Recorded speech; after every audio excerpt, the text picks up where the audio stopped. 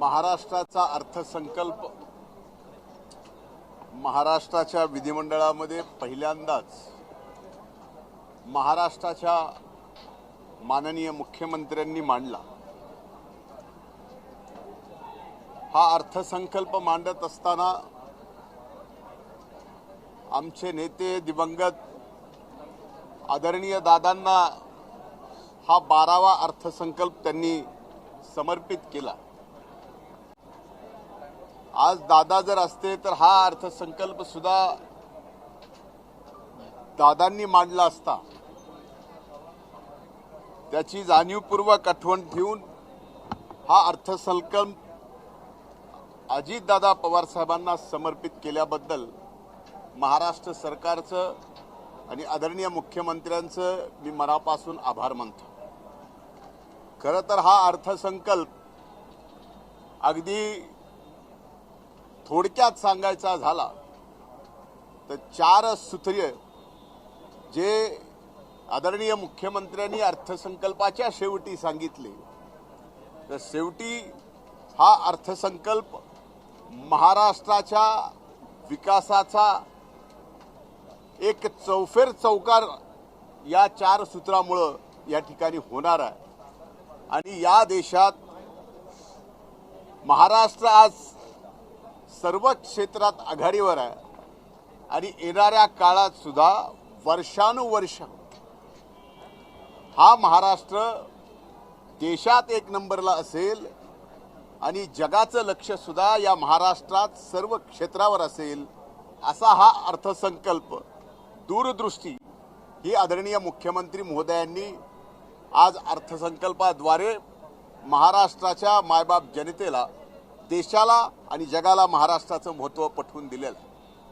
मी या अर्थसंकल्पात आदरणीय मुख्यमंत्र्यांनी घोषणा केली की सप्टेंबर 2025 पर्यंत ज्या शेतकऱ्यांचं कर्ज थकीत आहे त्या सर्व शेतकऱ्यांना 2 लाख रुपयापर्यंतची कर्जमाफी। हा अशा परिस्थितीत हा आदरणीय मुख्यमंत्र्यांनी आणि महाराष्ट्र सरकारने घेतलेला निर्णय हा म्हणजे खऱ्या अर्थानं आज अडचणीत सापडलेल्या या राज्यातील शेतकऱ्यांना एक फार मोठा दिलासा आहे। याच्यापेक्षा महत्त्वाची गोष्ट आज जी अर्थसंकल्पात शेतकऱ्यांच्या बाबतीत मला दिसून आली ती ही की 12 पिके जी अशी आहेत की ज्याचा भाव बाजारात ती पिकं आल्यानंतर खाली पडतात, त्या भावाच्या बाबतीत ती भाव खाली पडणार नाहीत तर ते भाव वाढलेले असतील अशी भावाची एक साखळी योजना या ठिकाणी आदरणीय मुख्यमंत्र्यांनी महाराष्ट्राच्या शेतकऱ्यांसाठी घोषित केली। शेतकऱ्यांसाठी अतिशय क्रांतिकारी हा अर्थसंकल्प या ठिकाणी राहिलेला। उद्योग क्षेत्रामध्ये महाराष्ट्र आज गुंतवणुकीमध्ये बाहेरच्या 1 नंबरला आहे, पण भविष्यात सुद्धा उद्योगामध्ये परदेशी गुंतवणूक वाढावी आणि इथं सुद्धा उद्योजकांनी पुढे यावं आणि त्यातून या महाराष्ट्रातल्या तरुणाईला फार मोठ्या प्रमाणात रोजगार मिळावा याची सुद्धा तरतूद या अर्थसंकल्पामध्ये या ठिकाणी केलेली आहे। खऱ्या अर्थानं तरुणाईचा विचार, युवकांचा विचार, त्याचबरोबर स्किल डेव्हलपमेंट ज्याच्यातून ज्या स्किलला जगभरात मान्यता आहे, जगभरात आज त्याची मागणी आहे, ती स्किल या राज्यामध्ये आमच्या तरुणाईला शिकवणं आणि त्यांना रोजगार उपलब्ध करून देण्याचा संकल्प हा फार मोठा निर्णय अर्थसंकल्पामध्ये आज माननीय मुख्यमंत्र्यांनी या ठिकाणी मांडला। त्याचबरोबर या महाराष्ट्रामध्ये सिंचन क्षमता वाढवण्यासाठी नारपारच्या खोऱ्यातून गोदावरीत पारी 54 TMC पाणी आणण्याच्या संबंधातला निर्णय असो, त्याचा सुधारित मान्यतेचा निर्णय असो किंवा विदर्भातल्या आणि पश्चिम महाराष्ट्रातल्या आणि खानदेशातल्या मोठ्या नद्यांना जोडण्यासंबंधितले निर्णय असो, हे सुद्धा फार मोठ्या प्रमाणात एक शेतकऱ्यांची शेती पाण्याखाली आणण्यासाठी महत्त्वाचं आहे। आणि नुसती घोषणा केली नाही तर त्यासाठी आर्थिक तरतूद सुद्धा या ठिकाणी केलेली आहे। या वर्षी संबंध महाराष्ट्र नाही तर देश क्रांतीबाई सावित्री फुले यांच्या जेव्हा आपण जयंती साजरी करणार आहोत त्या निमित्तानं सुद्धा फार मोठ्या योजनाही घोषित केल्या आणि त्याचबरोबर स्मारकाचं फार मोठं काम सुद्धा हाती घेण्याचा निर्णय या ठिकाणी राज्य सरकारने घेतला। या ठिकाणी यापूर्वीही धर्मरक्षक छत्रपती शंभूराजांचा स्मारकाचा विषय ज्याचं काम आज चालू आहे ते अतिशय जलद गतीने चालू होईल आणि ते काम सुद्धा पूर्ण होईल। त्यासाठी सुद्धा कुठल्याही निधीची कमतरता भासणार नाही।